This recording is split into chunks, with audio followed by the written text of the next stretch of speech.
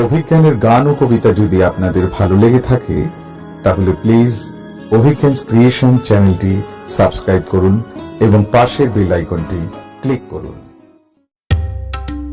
একটুখানি জায়গা ছিল রান্নাঘরের পাশে, সেইখানে মোর খেলা হতো শুকনো পাড়া ঘাসে। একটা ছিল ছাইয়ের গাদা মস্ত ঢিবির মতো, পোড়া কয়লা দিয়ে দিয়ে সাজিয়েছিলেন কত। কেউ জানে না সেইতে আমার পাহাড় মিছিমিছি। তারই তলায় পুঁতেছিলেন একটি তেঁতুল বিচি। জন্মদিনের ঘটা ছিল 6 বছরের ছেলে, সেদিন দিল আমার গাছে প্রথম পাতা মেলে। চারদিকে তার পাঁচিল দিলেন কেরোসিনের টিনে।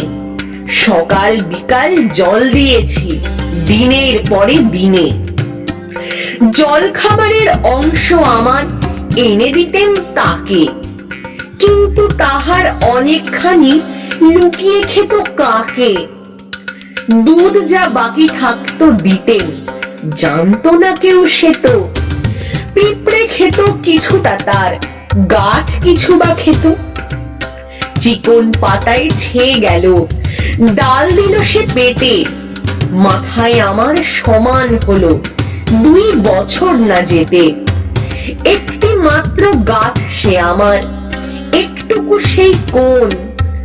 চিত্রকূটের পাহাড় তলায় সেই হলো মোর বোন। কেউ জানে না সেথায় থাকেন অষ্টবক্র মুনি।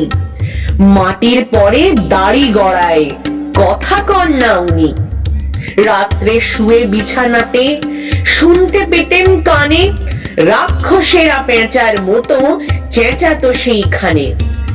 9 বছরের জন্মদিনে তার তলে শেষ খেলা।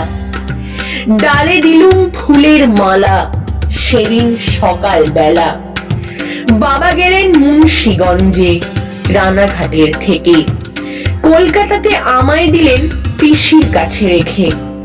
রাত্রে যখন শুই বিছানায় পড়ে আমার মনে সেই তেঁতুলের গাছটি আমার আস্তা কুড়ের কোণে।